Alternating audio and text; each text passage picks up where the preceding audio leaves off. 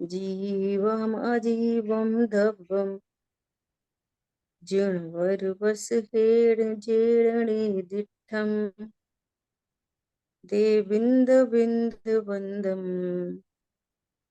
वन्दे तं सर्वदा शिरसा। द्रव्य संग्रह जी ग्रंथ गाथा नंबर 36 स्वाध्याय में शुरू हुई है कल से, जिसमें भाव निर्जरा का स्वरूप यहाँ पर कह रहे हैं, है ना।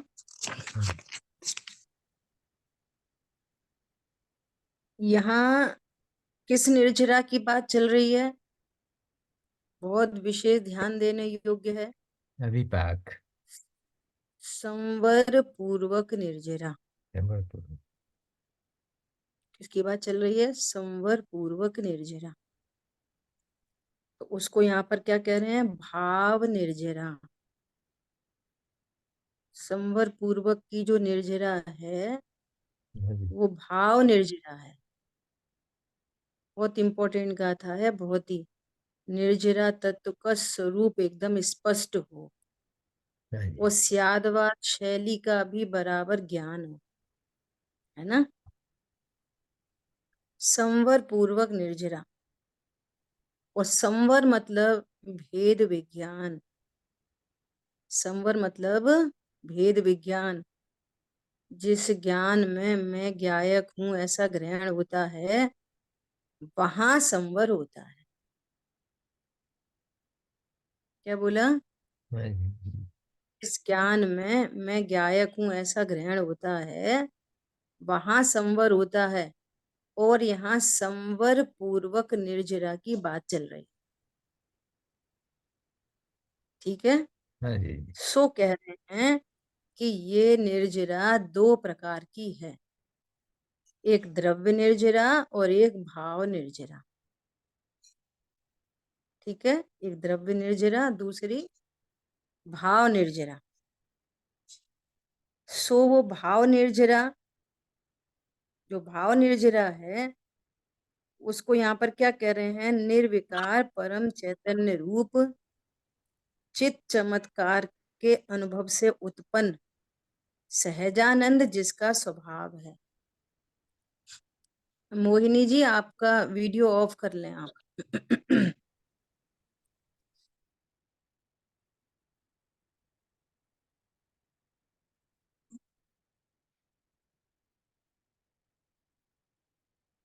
तो क्या कह रहे हैं यहाँ पर कि ऐसे सम्यक दृष्टि जीवों को इस निर्जरा से, भाव निर्जरा से जो प्रतिपक्षी कर्म है वो नाश को प्राप्त होता है, वो गलता है, वो नष्ट होता है। किस किस प्रकार से नष्ट होता है? तो कह रहे हैं एक सविपाक रूप से और एक अविपाक रूप से। अब ये सविपाक निर्जरा अविपाक निर्जरा किसका भेद है? सविपाक निर्जरा और अविपाक निर्जरा किसका भेद है? निर्जरा का भेद है, द्रव्य निर्जरा, भाव निर्जरा द्रव्य निर्जरा। किसका भेद है? ये द्रव्य निर्जरा का भेद है ना। मूल में निर्जरा दो प्रकार की, द्रव्य निर्जरा, भाव निर्जरा। कंडीशन अप्लाइड है कि यहाँ संवर पूर्वक निर्जरा की बात चल रही है। जिनको संवर नहीं उनको भाव निर्जरा नहीं। और संवर का अर्थ है भेद विज्ञान, और भेद विज्ञान मतलब जिस ज्ञान में मैं ज्ञायक हूं ऐसा ग्रहण हो, वो भेद विज्ञान। तो भेद विज्ञान से संवर हुआ और संवर पूर्वक निर्जरा हुई।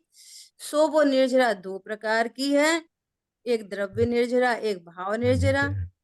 भाव निर्जरा जीव का परिणाम है और द्रव्य निर्जरा कर्मों का गलना, नष्ट होना, सो द्रव्य निर्जरा है।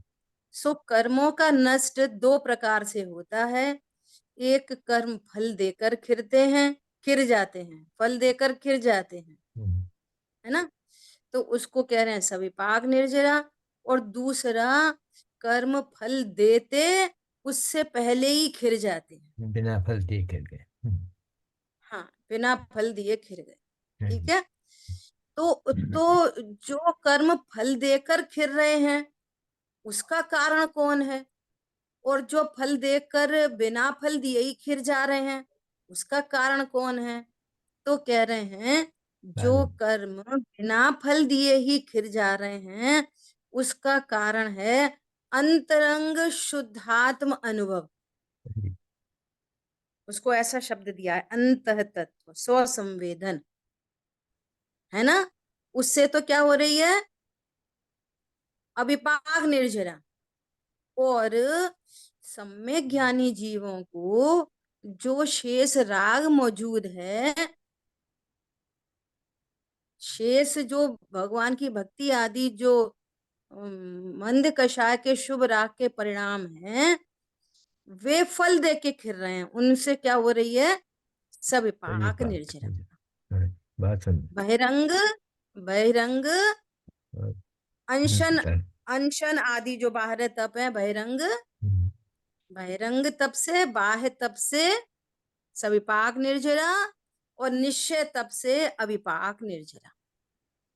इतनी बात तो एकदम क्लियर हो गई, है ना। मैं एक बार फिर से रिपीट करती हूँ। निर्जरा के दो भेद, द्रव्य निर्जरा, भाव निर्जरा। बुआ जी हम रिपीट करें? भाव निर्जरा, हाँ करो। हाँ, निर्जरा के दो भेद बताए, द्रव्य निर्जरा और भाव निर्जरा। भाव निर्जरा आत्मा का या जीव का परिणाम है, और द्रव्य निर्जरा ये जो इसको क्या बोलेंगे, कर्म पुद्गल, कर्म पुद्गल का कर्म, परिणाम। कर्म पुद्गल। और ये दो तरह से खिड़ती है सम्यक दृष्टि जीव को, सविपाक निर्जरा और अविपाक निर्जरा। अविपाक निर्जरा का जो होती है, जो बिना फल दिए खिड़ जाते हैं, इसका मेन कारण अंतरंग स्वानुभूति है। और सविपाक निर्जरा जो होती है वह जो सम्यक दृष्टि जीव होते हैं उनके शुभाशुभ जो भाव होते हैं, जो राग होता है बाह्य तप से, वो इसमें कारण होती है। इस तरह से ये दो तरह से। बहुत बढ़िया दीदी, सविपाक तो ज्ञानी अज्ञानी दोनों को है। हाँ, ये कल बात आई थी ना, अब वही आगे ले रहे हैं। अगले पेज पे वही क्या बात आ रही है। यहाँ शिष्य पूछता है कि सविपाक निर्जरा तो अज्ञानी को भी होती है ना। सविपाक निर्जरा ज्ञानी अज्ञानी दोनों को होती है, आप भी कह रहे हो। यहाँ पे प्रश्न ही उठाया है, तो पहले से ही बात किल हो गई। यहाँ जो निर्जरा की बात चल रही है, संवर पूर्वक निर्जरा की बात चल रही है। क्या अज्ञानी जीव को संवर पूर्वक सविपाक निर्जरा होती है? नहीं, नहीं होती, बस अज्ञानी। तो वो वहीं से कैटेगरी से बाहर हो गए पहले ही, बहुत सुंदर दीदी। कैटेगरी से बाहर हो गए ना। यहाँ किसकी बात चल रही है, संवर पूर्वक निर्जरा। तो कोई कहे कि यहाँ शिष्य प्रश्न करता है कि नरक आदि गतियों में अज्ञानियों को भी देखी जाती है ये सविपाक निर्जरा, वो सम्यक ज्ञानियों को ही हो ऐसा तो नियम नहीं है। जो आप प्रश्न पूछ रहे हो वही प्रश्न यहाँ पे लिखा है। तो पहले तो टॉप हेडिंग लाइन से ये कैटेगरी से बाहर हो जाते हैं अज्ञानी, क्योंकि यहाँ पे संवर पूर्वक निर्जरा की बात चल रही है, बिना संवर की निर्जरा की बात ही नहीं चल रही, नंबर एक। नंबर दो, बिना संवर के निर्जरा उपचार से कही गई है, बिना संवर के निर्जरा होती नहीं। दूसरी बात, समझ आई बात। तीसरी बात, ऐसे कैसे कर्म अपने समय पर खिरते हैं सविपाक निर्जरा होती है। कर्म अपने समय पर खिरते ही हैं, वे अपने स्थिति अनुभाग लेके आते हैं तो अपनी स्थिति तक रहते हैं और स्थिति के बाद खिर जाते हैं, तो उनको भी तो हुई सविपाक निर्जरा अज्ञानियों को। तो वो कहते हैं खिरते थोड़े से हैं और बंधते बहुत हैं, तो अब क्या है बात की निर्जरा। और सम्यक ज्ञानियों को जो खिर जाते हैं वे वापस और बनते ही नहीं है, बनते ही नहीं है, तो उनको दोनों निर्जरा चल रही है। समझ आई बात? बात अब समझ। उसका आगे आगे वर्णन आ रहा है, देखो। और उसको कल यहाँ पे क्या कहा था, अज्ञानी की निर्जरा। अज्ञानी की निर्जरा को किस एग्जाम्पल से समझाया था, कौन बताएगा? हाथी का स्नान कादू में जाता है। हाँ हाँ, गज गज स्नान स्नान पर। गज स्नान हाँ, नहाता है और फिर मिट्टी डाल लेता है खुद ही। अपनी सूंड से पहले पानी डालेगा, उसी सूंड से मिट्टी भरेगा, वो अपने ऊपर डाल लेगा। तो क्या स्नान किया उसने? ऐसे अज्ञानियों को किस बात की निर्जरा हुई, है ना? और भैया ऐसी निर्जरा तो त्रिंच गति के जीव भी कर लेते हैं, उसमें कौन सी बड़ी बात है? कबहू अकाम निर्जरा करे, भवन त्रिक में सुरतन धरे, और तह तह चरे थावर तन धरे, यो बर परिवर्तन पूरे करे। तो वो क्या निर्जरा है? संवर ही नहीं है तो निर्जरा किस बात की? पॉइंट पकड़ में आया? वहां तो निर्जरा सिर्फ इस कारण से कहा गया है कि अपनी स्थिति पूरी करके वे खिरते हैं स्वयमेव, उपचार से इसलिए कहा। उसको निर्जरा कहा है, बस। बाकी वो संवर पूर्वक की निर्जरा नहीं है। नहीं। और देखो वहां पे लिखा भी है, छैड़ाला जी में क्या लिखा है, निज काल पाए विधि झरना, तासो निज काज न सरना।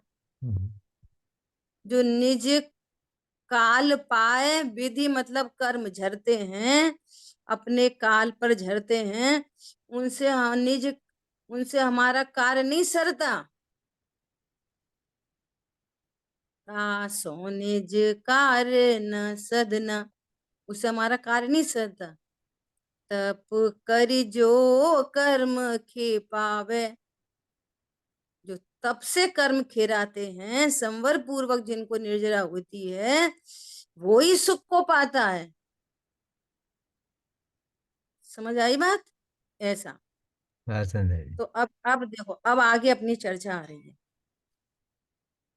तो कह रहे हैं कि यहाँ जो संवर पूर्वक की मोक्ष के कारण रूप निर्जरा है, वही ग्रहण करना।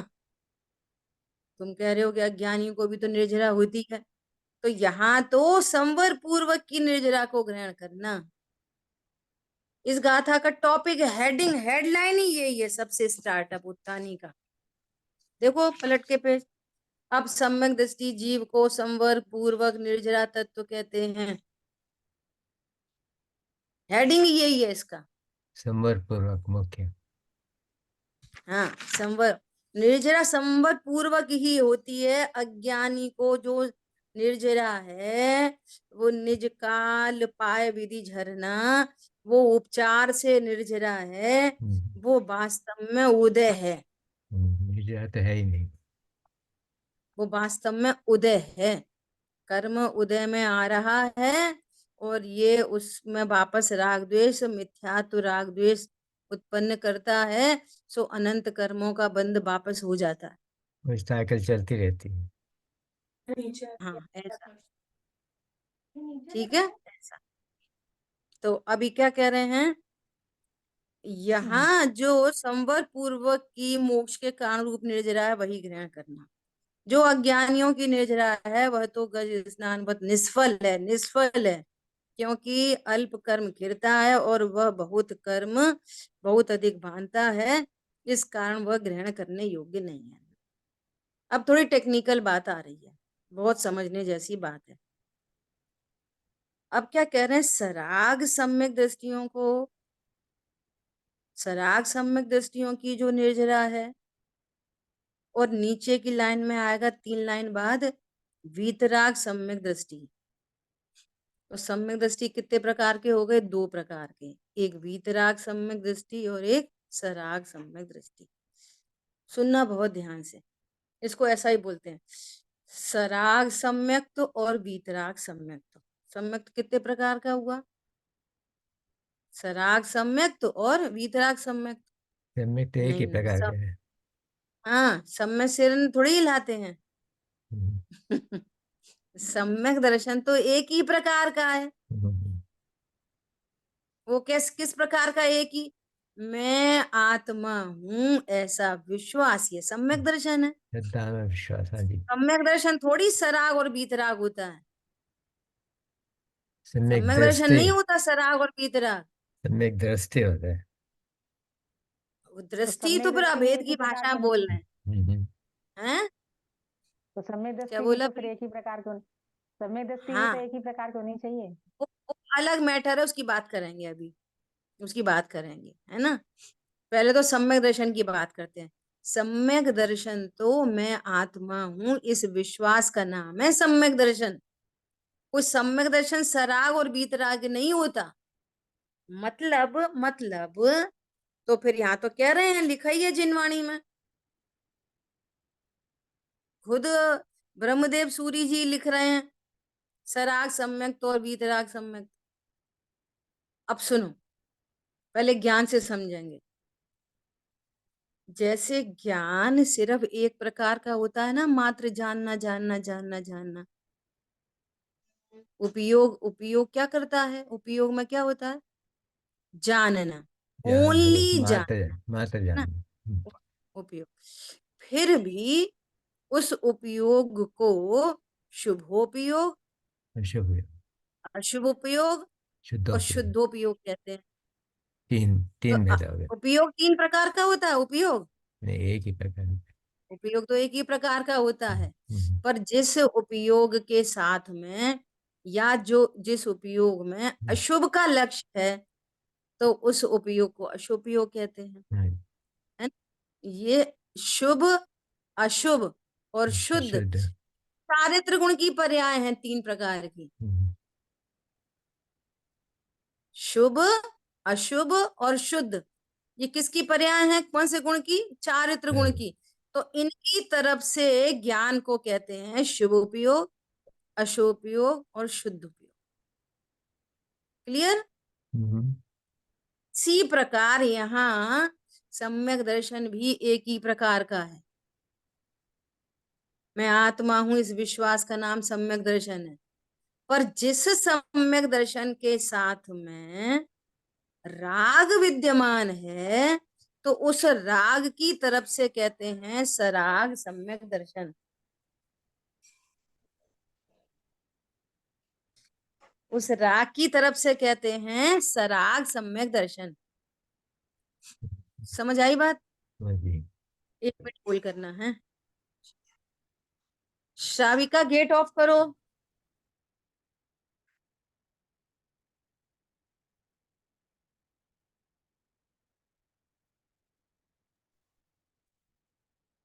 सराग सम्यक दर्शन और वीतराग सम्यक दर्शन, मतलब सम्यक दर्शन के साथ में जहां राग विद्यमान है तो कहेंगे सराग सम्यक दर्शन, सम्यक दृष्टि। और जहां वीतरागता है तो वहां कहेंगे वीतराग सम्यक दृष्टि। अब ये कहां तक होते हैं सराग और वीतराग? तो पहली बात तो सम्यक दृष्टि दर्शन स्टार्ट होता है चौथे गुण स्थान से, है ना। राग तो छठे। चौथे गुण स्थान में सम्यक दर्शन के साथ में राग है। 10वें अब तक अब रहेगा। उस पूरे जीव को कह रहे हैं सम्यक दृष्टि। हाँ जी। तो क्या बोलेंगे? सराग सम्यक दृष्टि, दोनों पर्यायों से अभेद करके पूरे द्रव्य को क्या कह रहे हैं? सराग सम्यक दृष्टि, है ना। चौथे में राग है, पांचवे में राग है, छठवे में राग दिख रहा है ना। और सातवें से ऊपर राग नहीं दिखाई दे रहा, निर्विकल्प अनुभूति के गुण स्थान है। तो उनको क्या कहेंगे? वीतराग सम्यक। तो जिस सम्यक दर्शन के साथ में अब वीतरागता है तो उसको कहेंगे वीतराग सम्यक, वीतराग सम्यक दृष्टि, सातवें गुण स्थान से ऊपर। एक विवक्षा तो ये हो गई। दूसरी विवक्षा क्या है कि चौथे गुण स्थान से 10वें तक राग रहता है। कहां तक रहता है? 10वें तक। 10वें 10वें तक। तक। हाँ जी। तो एक एंगल से चौथे से 10वें तक सराग सम्यक दृष्टि, बुद्धिपूर्वक है। और हाँ उसमें दोनों शामिल कर लिए। और 11वें 12वें 13वें 14वें और सिद्ध भगवान, ये क्या है? वीतराग सम्यक दृष्टि। एक दूसरी विवक्षा ये है गुण पूर्ण स्थान वितरण। प्रमाण, है ना, क्योंकि वे ही पूर्ण वीतरागता के गुण स्थान है। तो हाँ असली में वे ही वीतराग सम्यक दृष्टि है। और समझ में आया? हाँ जी। हाँ जी। तो अब ये बात समझनी जरूरी थी। अब सुनो, जो सराग सम्यक दृष्टि है उनको क्या हो रहा है? सविपाग अविपाग दोनों निर्जरा हो रही है, अर्थात उनको जितनी कषाय का अभाव हुआ है उतनी वीतरागता है। तो उस वीतरागता से तो निश्चय तप से तो क्या हो रही है? अविपाग निर्जरा। और जितना राग मौजूद है उससे क्या हो रहा है? शेष राग से सविपाग निर्जरा। जो व्यवहार तप हो रहे हैं ना, अनशन अपमोदर आदि, उनसे क्या हो रही है? सविपाक निर्जरा। इसका मतलब शेष कषाय से बंद भी हो रहा है। अब ये बहुत अच्छी, बहुत गजब की बात लिखी है कि सराग सम्यक दृष्टियों की जो निर्जरा है वह यद्यपि अशुभ कर्मों का विनाश करती है। वहां पे शुभ अशुभ भाव दोनों हो रहे हैं, मान लिया शुभ भाव भी हो रहे हैं, तो उन शुभ भावों से अशुभ की तो निर्जरा हो रही है। और जो शेष शुभ भाव हैं स्टिल उन भावों से संसार की स्थिति घटती है, वो बढ़ाने के काम नहीं आ रही। सविपाक निर्जरा भी भले बंद हो रहा है लेकिन स्थिति को बढ़ाने वाला बंद नहीं हो रहा, फिर भी स्थिति घट ही रही है। समझ में आ रही है बात? अगर नहीं समझ में आ रही तो पूछ लेना भाई। उनके, और छोड़ो, यहाँ तो शुभ भाव की बात कर दी, अभी गुरुदेव श्री आगे अर्थ खोलेंगे। अरे रामचंद्र जी को जो युद्ध हो रहा है ना, हम्म। अशुभ भाव सविपाक निर्जरा, युद्ध में सविपाक निर्जरा चल रही है, हाँ जी। तो उस युद्ध के परिणाम से भी स्थिति घट रही है। बोलो, तभी तो तद्भव मोक्षगामी है।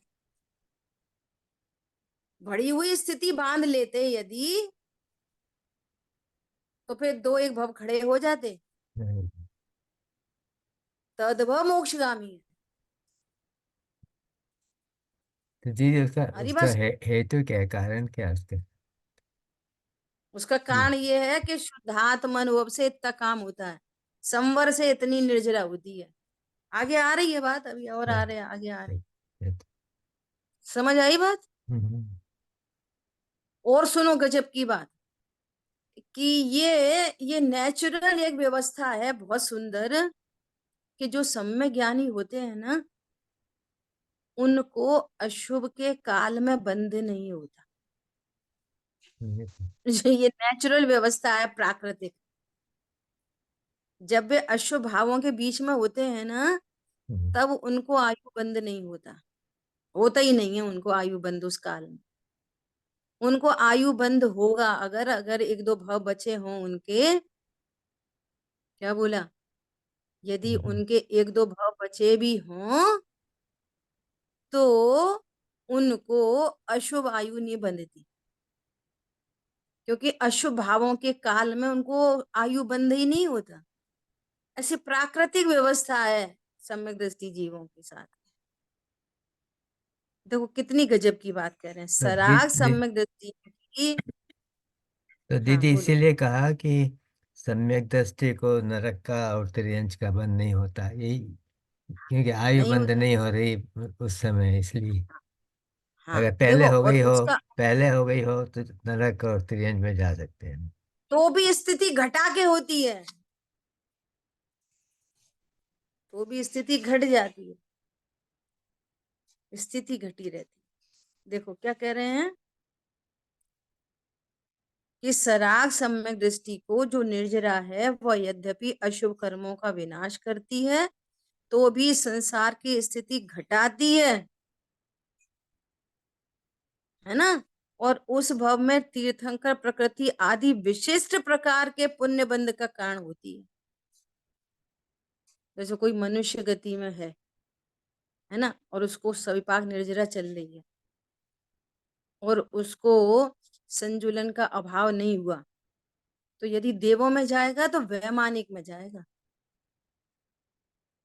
और देवों से वापस आएगा ना मनुष्य में, तो कोई राजा महाराजा चक्रवर्ती 63 सलाह का पुरुषों में जन्म लेगा।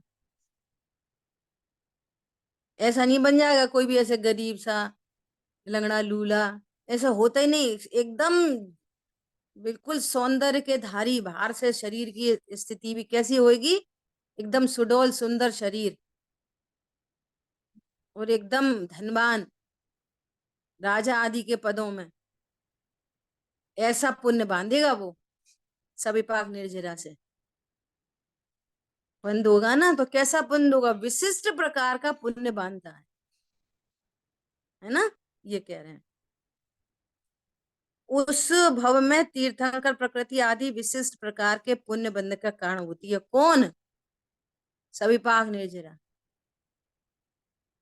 सम्यक ज्ञानी की सविपाक निर्जरा ऐसी होती है, संसार की स्थिति को घटाती है और विशिष्ट पुण्य बंध का कारण होती है और परंपरा से मोक्ष का कारण होती है। इसलिए उसको निर्जरा कह रहे सम्यक ज्ञानियों को, तो ये परंपरा से वो मोक्ष का कारण है। अज्ञानी को ऐसी कोई निर्जरा नहीं होती जो परंपरा से मोक्ष का कारण बनती हो। अज्ञानियों की निर्जरा परंपरा से निगोद का कारण बनती है। बुआ जी, सम्यक बात दृष्टि है। जीव मतलब निश्चित रूप से मोक्ष जाएगा आगे आने वाले भवों निश्चित में? निश्चित रूप से तो पदगल सम्यक परावर्तन का दर्शन, ना हाँ सम्यक मैक्सिमम। दर्शन जिसको प्रकट हुआ वो 2 4 10 भव में मोक्ष को प्राप्त करता ही करता है, नंबर 1। नंबर 2, यदि उसको उसका सम्यक दर्शन छूट जाए और मिथ्या दृष्टि हो जाए और एकदम ठेठ मिथ्या दृष्टि हो जाए, तो भी अर्ध पुद्गल परावर्तन से कुछ कम, इससे ज्यादा तो परिभ्रमण वो कर ही नहीं सकता। हर इस मैक्सिमम लिमिट है उसकी अर्ध पुद्गल परावर्तन। भले ही वो काल भी बहुत बड़ा काल है, लेकिन वो निश्चित रूप से मोक्ष को प्राप्त करेगा ही करेगा। और यदि सम्यक दर्शन छूटे नहीं तो 2 4 10 भव में कर लेगा, 20 में कर लेगा, 100 भवों में कर लेगा, 200 में कर लेगा, लेकिन कर लेगा जरूर। बहुत ही ज्यादा डुल जाए, एकदम ही मिथ्या दृष्टि हो जाए, तो अर्ध पुद्गल परावर्तन, उससे ज्यादा नहीं। तो दीदी गुरुदेव देवदत्त चक्रवर्ती का उदाहरण देते हैं ना कि वो 7वें नरक में है लेकिन उसको मोक्ष होगा क्योंकि सम्यक दृष्टि था। हाँ नहीं, 7वें नरक में नहीं, 7वें नरक का जीव निकल के वो नहीं होता, उसी भव से नहीं जाता वो ना उसी 7वें भाव में भव। नहीं, पर कभी न कभी हाँ कभी ना अर्ध कभी जाएगा, कभी न कभी जाएगा। कभी ना कभी जाएगा, जाएगा जरूर। हाँ, 7वें नरक में है अभी तो ठीक है, भी। हाँ तो भी जाएगा, तो भी जाएगा। ठीक है, समझ आ गई बात। अब सुनो, वीतराग सम्यक दृष्टियों के पुण्य और पाप दोनों का नाश होने पर उस भव से मुक्ति का कारण होती है। अब जो वीतराग सम्यक दृष्टि है, जैसे अपन यहाँ पे बात करो 7वें गुण स्थान में, 7वें 8वें 9वें 10वें में यहाँ राग मौजूद है ना, परंतु वो उनको कैसी निर्जरा चल रही है कि वो पुण्य पाप दोनों को क्षीण करते हुए आगे बढ़ रहे हैं और उसी भव से मोक्ष चले जाएंगे। वीतराग सम्यक दृष्टि उसी भव से मोक्ष चले जाएंगे और सराग सम्यक दृष्टि एक आध भव के बाद परंपरा से मोक्ष जाएंगे ही जाएंगे। और उनको कैसा भी अशुभ परिणाम हो तो भी वो संसार को घटाने की स्थिति वाला ही कर्म बांधेंगे,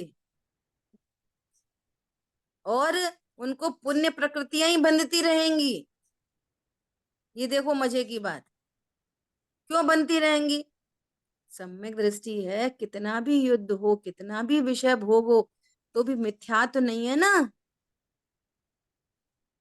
कितना भी युद्ध हो, कितना हो, विषय भोग हो, तो भी अनंतानुबंधी जाति नहीं है ना।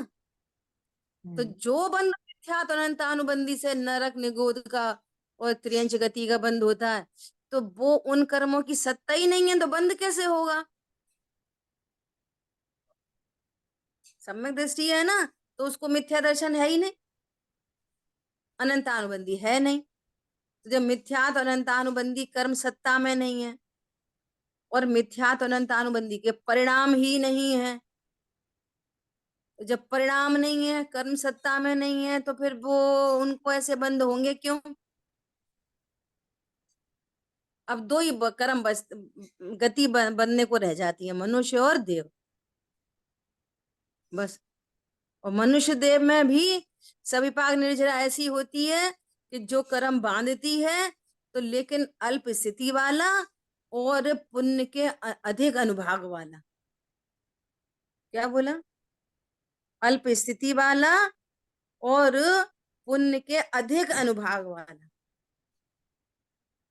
ऐसा कर्म बांधती है वो सविपाक निर्जरा। इसका नाम है सविपाक निर्जरा,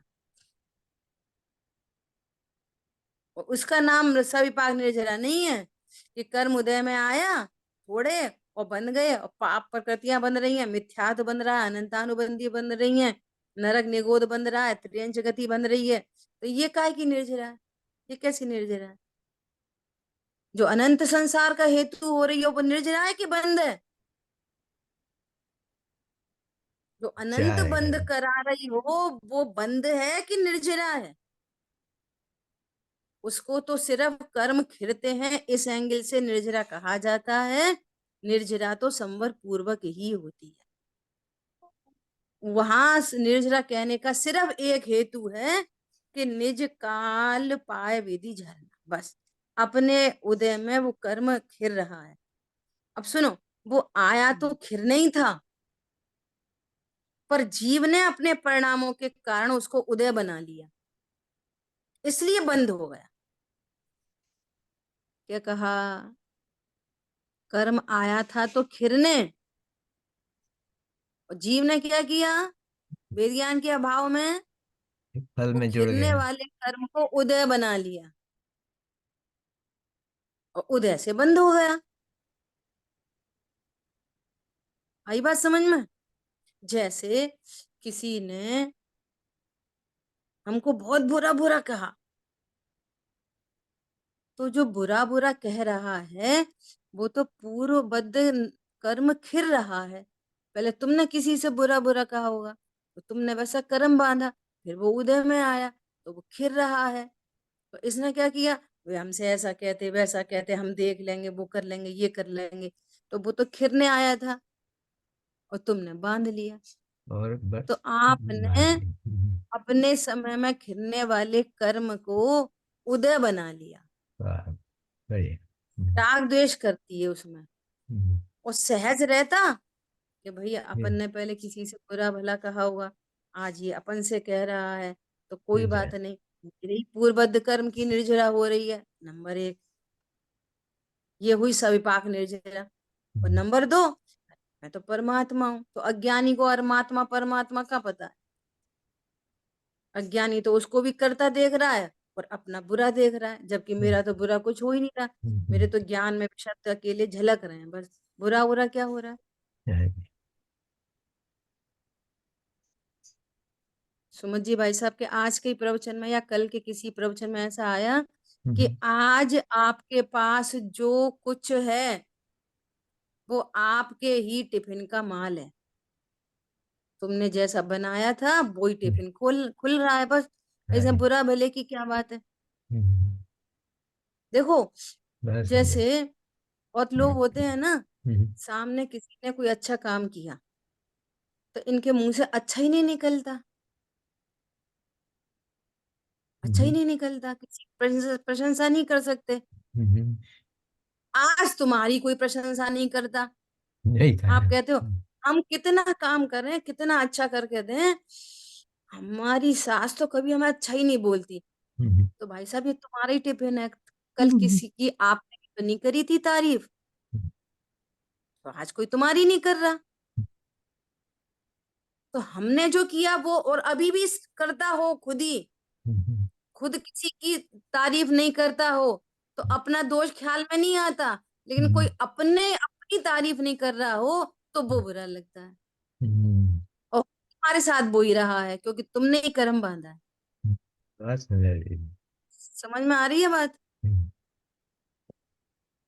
ऐसा तो अज्ञानी को वो कर्म खिर रहा है, सीता जी को वो कर्म खिर रहा था क्या?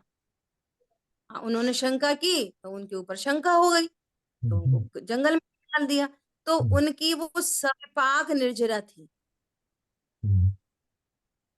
और सविपाक निर्जरा होने पर उन्होंने उन्होंने मुनिराज से पूछा, हे प्रभु ऐसा क्या हुआ, मुझे इतना पसंद करने वाले श्री राम उन्होंने मुझे क्यों जंगल में भेजा? तो उन्होंने सारी बात बता दी। और वो दोष नहीं दे रही रामचंद्र जी को, उदय तो है लेकिन वो उदय क्या हो गया, निर्जरा। नहीं, दोष नहीं दिए। दोष दिया तो उदय, और दोष नहीं दिया तो निर्जरा। पकड़ में आ रही है बात?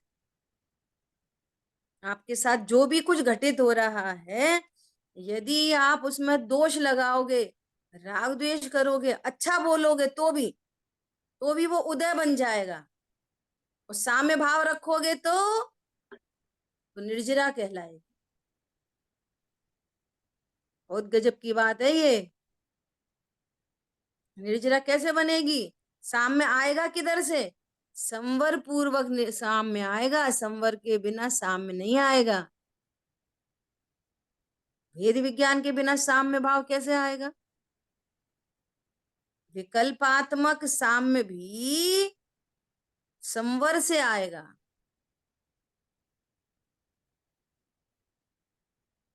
पॉइंट पकड़ में आ रहा है?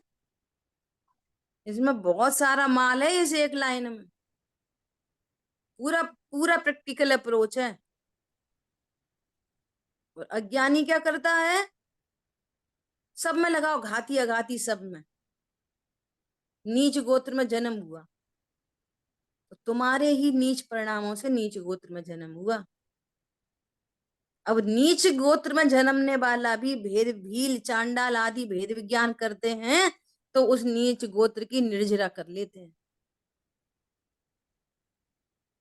और उच्च गोत्र में जन्मने वाला ऐसा जाने कि ये नीच गोत्र के हैं, हम उच्च गोत्र के हैं, तो ये बंद कर रहा है वापस नीच गोत्र का। ऐसे आयु कर्म लगा लो, ऐसे नाम, मैं तो असुंदर हूं, मैं तो सुंदर हूं, मैं तो असुंदर हूं, मैं सुंदर हूं। और जो भी रूप मिला है सुंदर असुंदर, वो तुम्हारे पूर्व के पूर्वबद्ध कर्म के उदय का कार्य है। अब आज भेद विज्ञान करो कि मैं शरीर तो छोड़ो, नाम कर्म से ही रहित हूं, तो क्या होएगा? उसकी निर्जरा। और नहीं तो आज सुंदर शरीर असुंदर में बदल जाएगा, अभी इधर ही हो जाएंगे, कुरूप इधर ही हो जाएगा, कुछ बीमारी हो गई, कुछ ये हो गई, कुछ वो हो गई। ये आघाती कर्मों में समझना। ऐसी घाती कर्मों में अभी क्षयोपशम अधिक है, मैं तो अधिक क्षयोपशम वाला, मुझे तो बहुत याद रहता है, मैं बहुत इंटेलिजेंट हूँ, बेसब मूर्ख है, तो अभी ब्रेन हेमरेज हो जाए, कुछ अता पता नहीं चले, तो वो कर्म तो उदय में आ रहा था अधिक क्षयोपशम, और इसने उसमें राग द्वेष घमंड करके क्या कर दिया, उसका नवीन बंद करके ब्रेन हेमरेज हो गया, वो जीरो हो गया ज्ञान। जीरो मतलब अल्प ज्ञानी रह गए। ऐसे उसका जो स्थिति पाके जो कर्म खिरते हैं, वो खिरना उसको बंध के काम आता है अज्ञानी को। और सम्य ज्ञानी द्वादशांग के पाठी हो जाते। देखो गजब की बात। शिव भूति मुनिराज अपने को उस कम ज्ञान वाला ज्यादा ज्ञान वाला नहीं देख रहे थे। क्या देख रहे थे? ओहो, मैं तो त्रिकालीय ध्रुव गायक हूं, ये अल्प ज्ञान तो मेरा स्वरूप नहीं, ये तो कर्म का कार्य है, मैंने पूर्व में कोई विराधना की होगी, ज्ञानावणी कर्म बंधा है, इसलिए अल्प ज्ञान है। भले रहे अल्प ज्ञान, मैं तो ध्रुव परमात्मा हूं परिपूर्ण। द्वादशांग के पाठी हो गए, वो कर्म की निर्जरा हो गई। और अज्ञानी ज्ञानावणी कर्म बांधेगा और वे कर्म की निर्जरा करेंगे सविपाक के अंदर। अभी तो वो अविपाक की तो बात ही गजब की है। सविपाक के अंदर इतना काम बनेगा ज्ञानी अज्ञानी में। समझ में आ रही है भैया? सारे कर्मों में लगाना। ये तो मिथ्या दृष्टि है, हम तो सम्यक दृष्टि है, हम तो तत्व ज्ञानी है। तो तुम क्या कर रहे हो फिर? दर्शन मोह का बंद कर रहे हो। हम तो कम गुस्सा वाले हैं, तो ज्यादा गुस्से वाले हैं, तो बहुत घमंडी हैं, हम तो डाउन टू अर्थ हैं, हम तो भैया कोई सा कुछ नहीं कहते। वो हो तो रही है निर्जरा, परंतु तुम उसको उदय बना के बंद कर रहे हो। ऐसी दीदी, गजब की बात। ये हम्म अपना मंतव्य होगा कि दूसरे के बारे में बोलने का और दूसरे के बारे में सोचने कैसे? अपने बारे में भी कर्म सापेक्ष देखना, अपने को परिपूर्ण नहीं देखना, और दूसरे को भी। देखो, जो अपने को कर्म सापेक्ष देखेगा वही दूसरे को देखेगा, जो अपने को भगवान आत्मा देखेगा वो दूसरे को ही भगवान आत्मा देखेगा, जो अपने को कर्ता देखेगा दूसरे को भी कर्ता देखेगा, जो अपने को अकर्ता देखेगा वो दूसरे को भी अकर्ता देखेगा। साइमल्टेनियस चलेगी दोनों बातें। कभी पर सापेक्ष कथन आएंगे, कभी स्व सापेक्ष कथन आएंगे। जब आप अपने को सुंदर समझोगे तभी तो दूसरे को कुरूप समझोगे। वो अंतर गर्भित है, कहो कि मत कहो। कोई सुंदर होता है क्या? सुंदरता सापेक्ष है, सुंदरता सापेक्ष है। कोई कम सुंदर है, कुरूप है, तब आप बोल रहे हो कि मैं सुंदर हूं। कौन समझ में आ रहा है? तो उसमें मैं सुंदर हूं, उसमें गर्वित है कि अनंत जीव राशि, अनंत मनुष्य कुरूप है, तो अंतर गर्भित है उसमें बात को। आप अपने को धनवान समझोगे तभी तो दूसरे को गरीब समझोगे, अपने को गरीब समझोगे तो दूसरे को धनवान समझोगे। वो तो एक साथ चल रही है दोनों बातें। बहुत बढ़िया। मैंने क्यों पूछा? हम्म कल मेरे से किसी को लड़की जरा बड़ी थी तो मुझसे व्यक्त हो गया कि शरीर से कि आप बड़े हो, तो इसीलिए मैंने पूछा कि पर के बारे में और स्व के बारे में। इसलिए जैसा आप किसी को बोलोगे आप मेरे से बड़े हो, तो कब बोलोगे? अपने को छोटा जानोगे तो उसको बड़ा जानोगे, अपने को बड़ा जानोगे दूसरे को छोटा जानोगे। ये सापेक्ष कथन है ना। एक पर्टिकुलर कोई सुंदर होता है एक। अरे जो जो अ, अ, क्या बोलते हैं, मिस यूनिवर्स, मिस इंडिया, उनके आगे पीछे और कोई नहीं है। अब जितने आए थे ना उसमें, जितने लोग पार्टिसिपेट करने आए थे उनमें सेलेक्ट हुई है वो एक। तो उस सापेक्षता में कहेंगे कि ये मिस इंडिया और बाकी सब नहीं है। ये सापेक्ष है ना। और कोई ऐसा भी हो सकता है ना जो जो उससे भी सचमुच में सुंदर हो, लेकिन वो उसने पार्टिसिपेट ही नहीं किया, तो उसको सामने खड़ा करेंगे तो फिर ये असुंदर ठहर जाएगी। पॉइंट पकड़ में आया? मिस यूनिवर्स को सामने खड़ा करेंगे तो मिस इंडिया फिर फीकी पड़ जाएगी। हाँ जी, हाँ जी दीदी।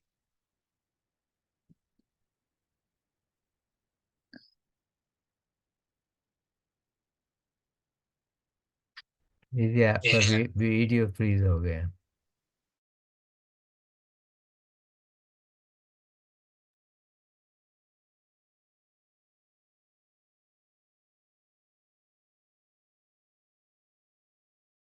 दीदी आपका इंटरनेट कनेक्शन में कुछ गड़बड़ है।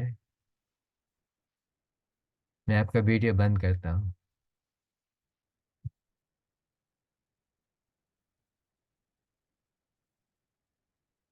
दीदी का कनेक्शन छूट गया है क्योंकि उनका इंटरनेट में कोई दिक्कत थी।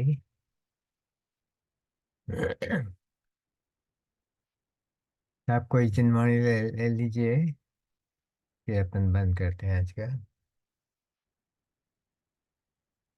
प्रीति जी आप लेंगी?